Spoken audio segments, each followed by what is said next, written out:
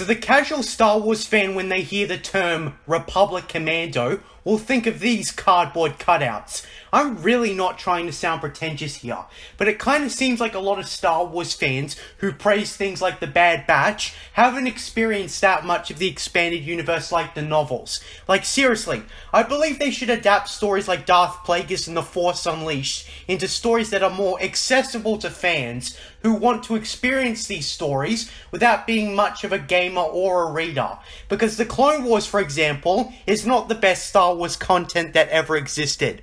Not even close. One reason I'm pissed off about The Bad Batch is that they are basically watered down rip-offs of characters that in Disney canon have only one cameo.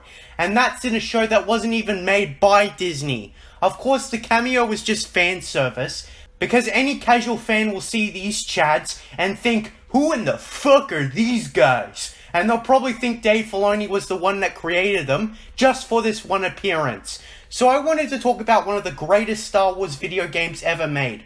One with a cult following and a large influence on Star Wars since its release when it comes to Clone Wars and prequel content. Star Wars Republic Commando, released in 2005, is a tactical squad-based first-person shooter set during the Clone Wars, where you take control of a clone commando leader named RC-1138, who commands an elite squad of the Star Wars equivalent of Navy SEALs, going on dangerous, high-risk missions that are vital to the Republic and its victory against the Separatists. Now, many say that the clones aren't characterized much in the prequels, and I agree, but the reason I don't see it as a problem is that they were given identity by Jango Fett in Attack of the Clones, and they are designed to be badass soldiers that puts the stormtroopers to shame.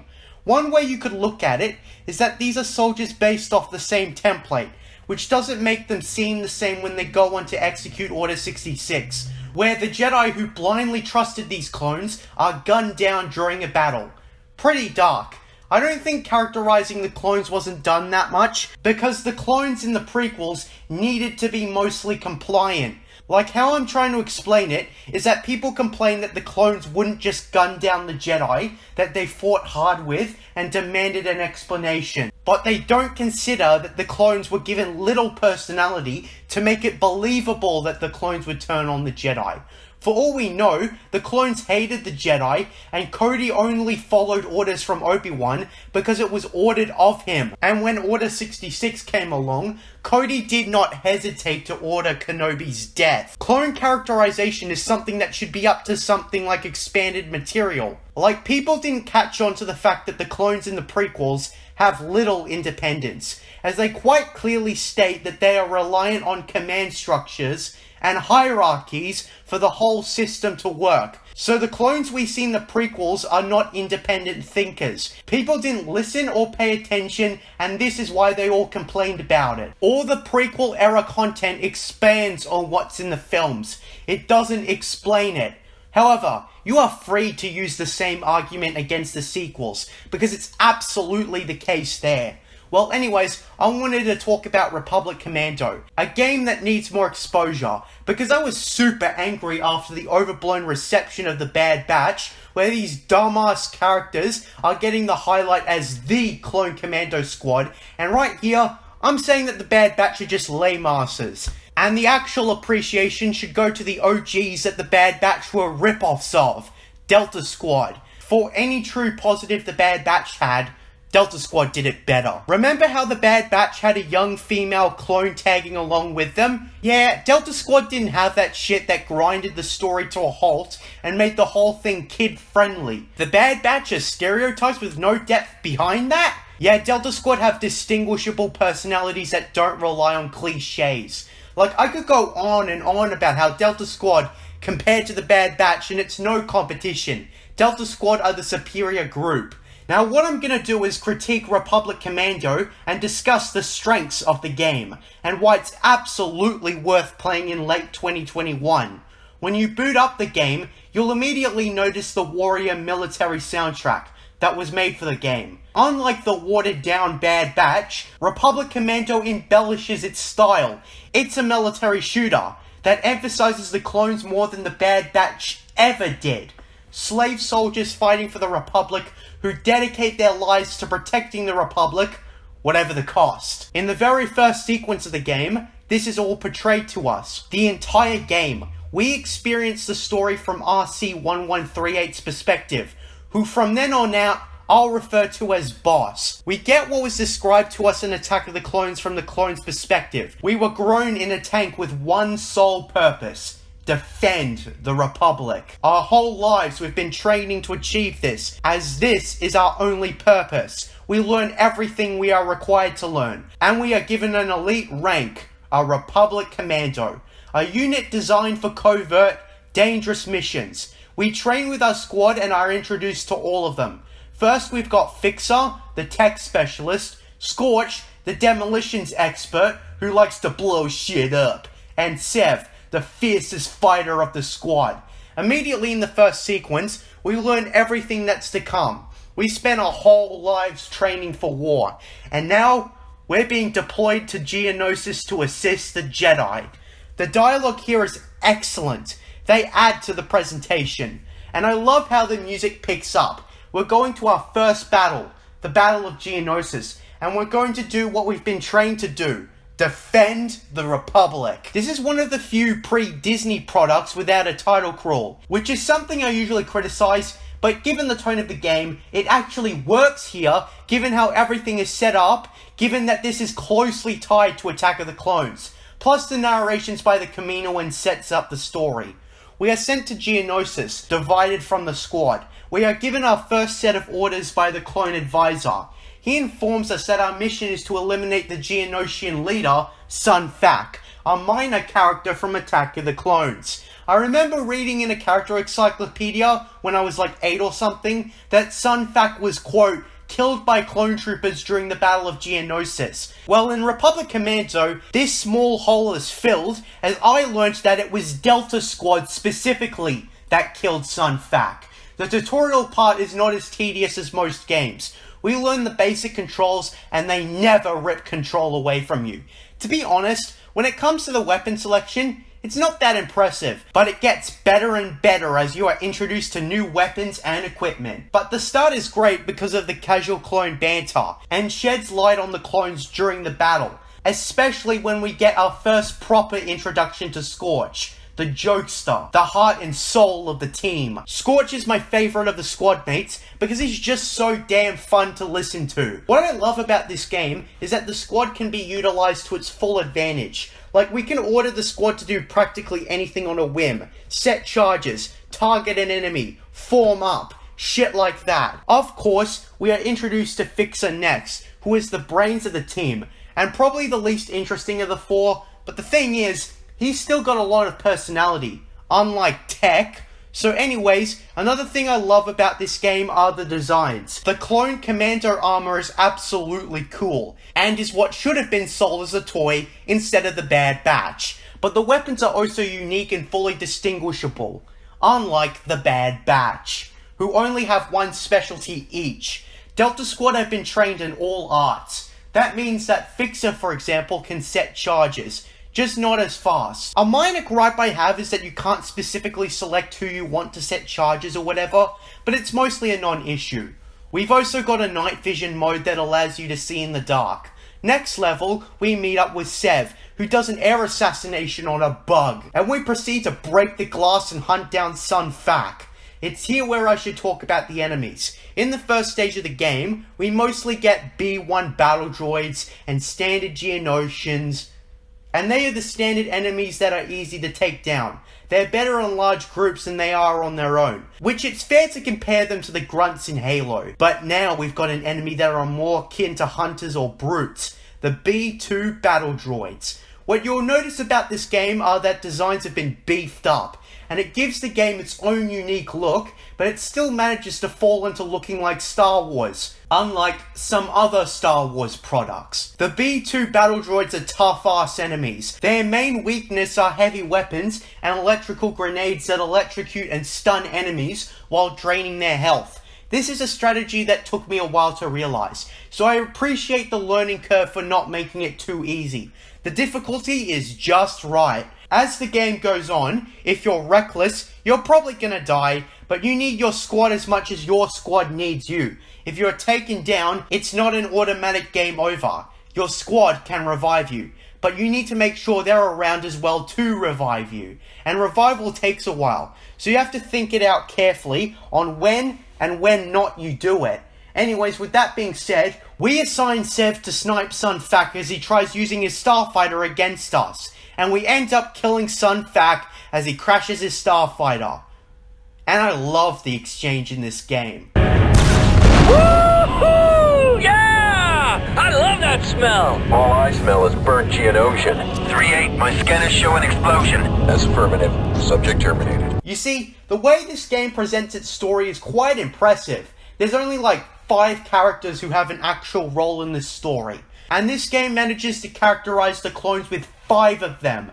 Beyond that, this game is exclusively played in first person. Usually when you're playing a story exclusively in first person, unless you're a silent protagonist, it's usually hard to connect to the story and the protagonist. It's usually better when we can see the main character. So Republic Commando had a tough challenge of telling the entire story from Boss's first person perspective. Republic Commando manages to achieve the difficult, because just like the rest of the squad, Boss is given a distinct personality. Now usually, there may be a disconnect when you can't see the protagonist, but despite the dialogue Boss is given, I was fully immersed as the protagonist. I felt like I was the ultimate leader of the squad.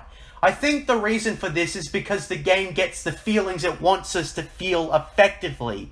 Like when Boss says something, it's not far off from what I'm thinking, which despite the character speaking a shitload, I never felt disconnected from the protagonist. I guess given how this is the first time we meet the characters, unlike something like Master Chief, who started talking out of nowhere in Halo 4 and have 3 games previously where he only talked in cutscenes. I guess like most things, it's difficult to explain, so I hope I did an adequate job, because when I started thinking about it, I realized that a lot of the stuff is unique when it comes to gaming storytelling. Like, this story transitions a lot of things by getting new objectives in all 3 acts of the game. Like, after we assassinate Sun Fac, we are immediately tasked with a new objective afterwards to destroy the main factory where they're making droids. Always on the move. I like this, because it shows the never-ending missions the clones go through. If you thought getting these slave soldiers to complete mission after mission in 3 acts of a story is bad, then imagine how tough it must be given the war lasted for 3 years. It puts the whole thing into perspective subconsciously.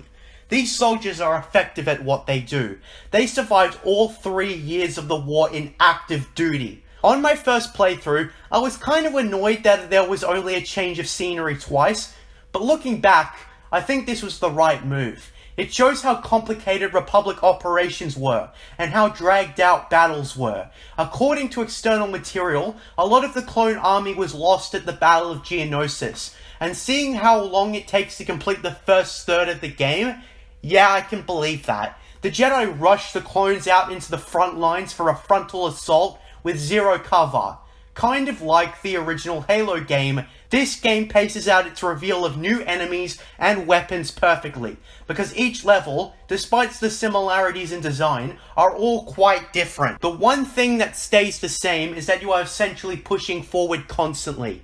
You truly feel like a soldier who's trying to advance. Although, of course, it's very video gamey. It isn't quite as hard or realistic feeling as a good Call of Duty campaign on Veteran, but it's still a solid feeling while playing the game.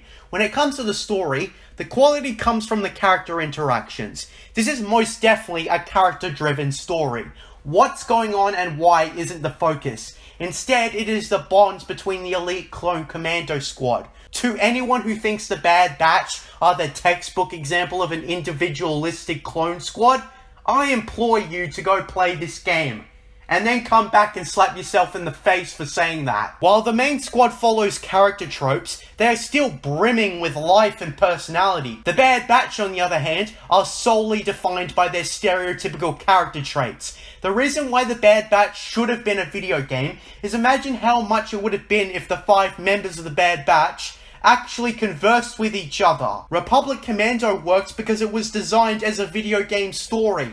While I do think Knights of the Old Republic could be adapted into a TV miniseries, I would certainly object to them making a show based on Republic Commando. Delta Squad would make for a better show than the Sad Batch, but I think they were best suited for a video game. Maybe that's why Dave Filoni should have a changing career to a game writer, because a lot of the things he references are super casual expanded universe stuff or stuff in the video games. He's probably a super casual gamer at best. I've already discussed my piece on Boss. Let's discuss the other members. Now, after playing this game, maybe it would have been a better idea to have different voice actors voice the clones instead of just D. Bradley Baker, because in the prequel films, the way they were implemented in the films made them all samey, while in the expanded universe they're all different. 4 distinct voice actors plus the additional cast voice the clones. First, we've got, of course, Tamara Morrison, the legend who's now going to waste his talents on the Book of Boba Fett instead of something that would actually be worth a shit.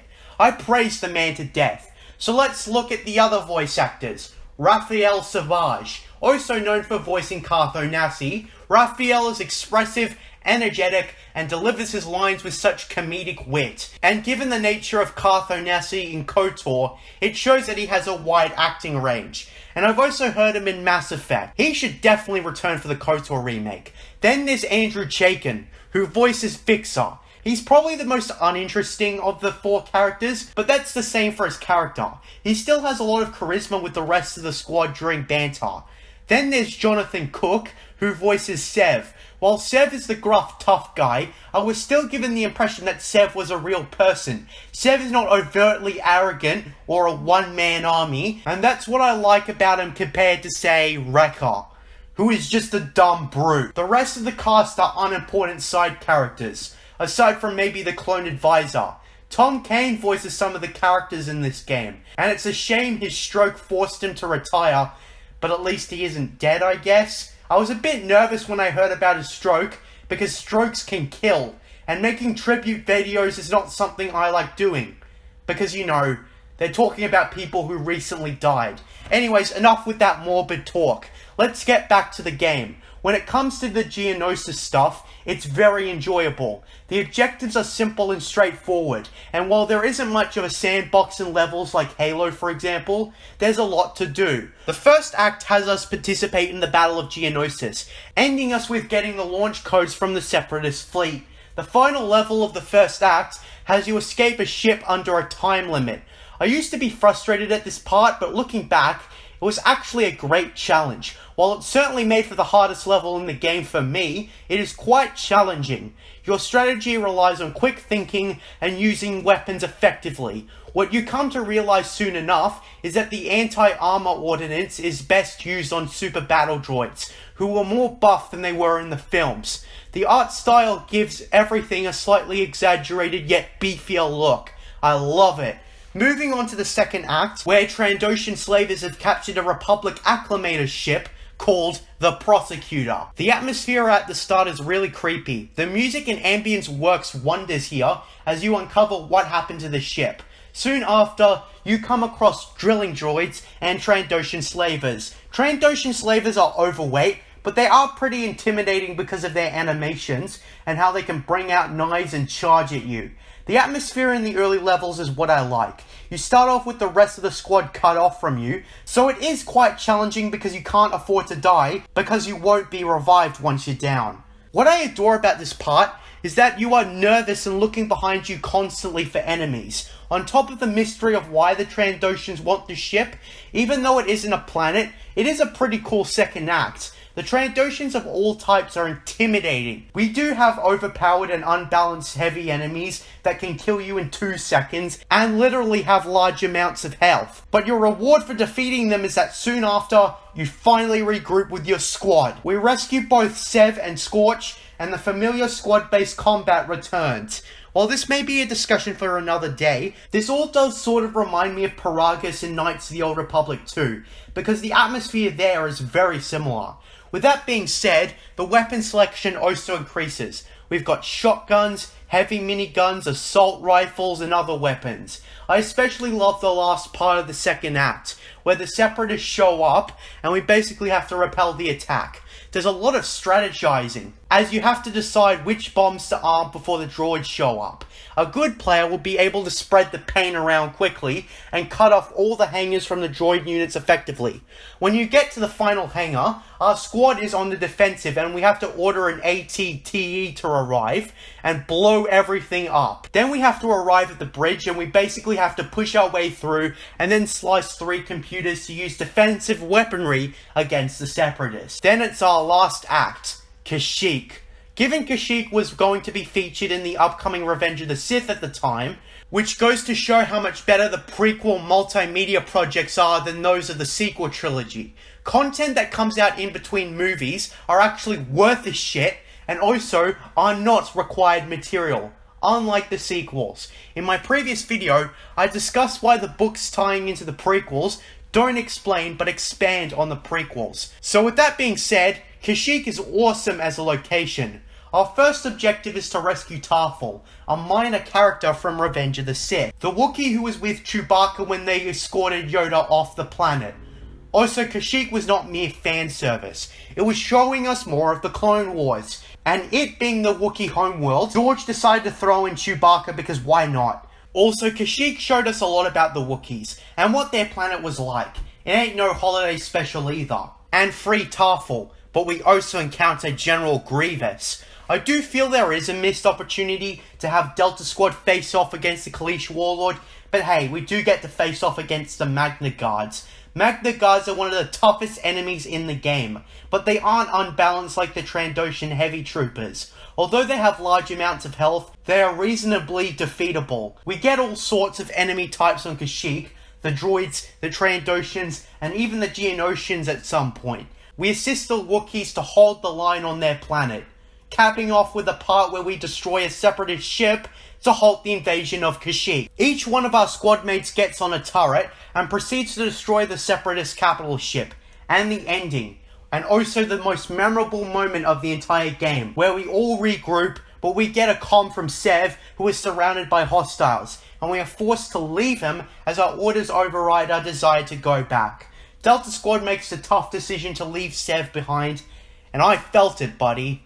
The sheer frustration from Boss, Fixer, and Scorch are well acted. Although to cap off the game, we get Jedi Master Yoda arriving at Kashyyyk, along with the entire Republic fleet. And of course, the unforgettable cliffhanger. Delta Squad, lock and load.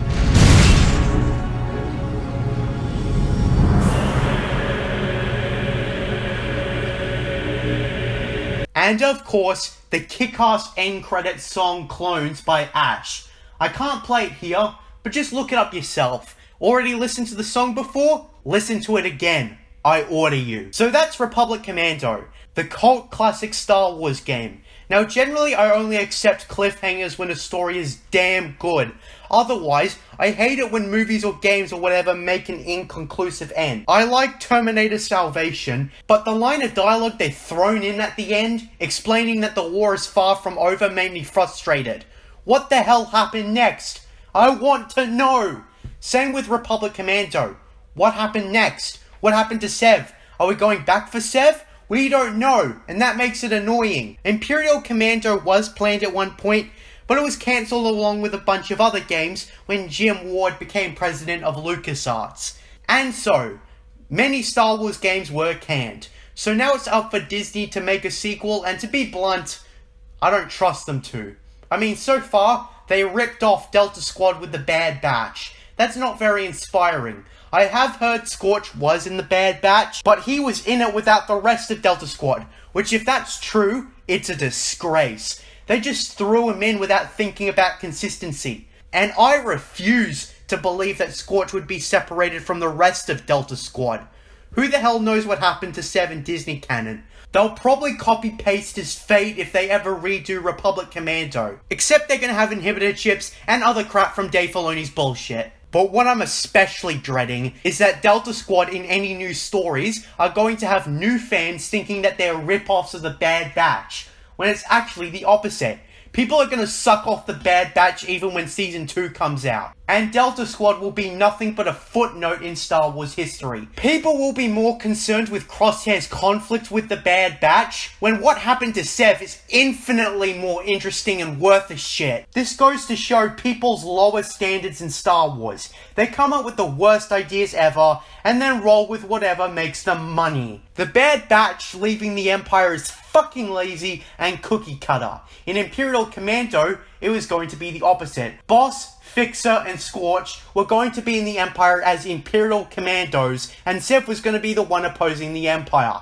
You see, it turned out that he survived and is training soldiers to fight the Empire. And given the Foundation Republic Commando set, that's just 100 times more interesting. Seriously, who in the fuck gives a shit about Rambo clone, Brain clone, Brute clone, and last but certainly least, the fucking sniper! Delta Squad are the righteous Clone Commando squad, not the Sad Batch. Of course, the Bad Batch were not going to be part of the Imperial perspective. Nah, the inhibited chips were just going to malfunction and they'd all be spared from the curse, except for Crosshair. Super convenient. An Imperial perspective is long overdue, and given Battlefront 2 EA's campaign was a falsely marketed pile of dog shit, I think it's time to release a sequel to Republic Commando. But given our luck in Disney's nature, it'll probably be Rebellion Commando instead of Imperial Commando. As a whole, Republic Commando is a rock solid game. Even though it isn't the most high quality game, this game has the absolute passion that George Lucas would have put into a 6-part saga. Republic Commando is an easy 8 out of 10 game. It isn't the most refined first-person shooter game, but it's certainly one of the least soulless. And what I love about the Golden Age Star Wars games, even if they aren't that good, they still had passion put into them. That's something rare for a game of this caliber in a franchise like Star Wars. Ever since the dark times, Disney threw away LucasArts and made decent at best, garbage at worst video games. Jedi Fallen Order is highly overrated, which, if you want to hear my take on that, click the link in the description. So that's another game critique by me. If you're wondering what's next, I was hoping we'd look at the Force Unleashed duology with individual videos. After the first game, I wanted to revisit the second Force Unleashed game, because I've got the impression I'll get some things to enjoy about it that I never did before once I play it again.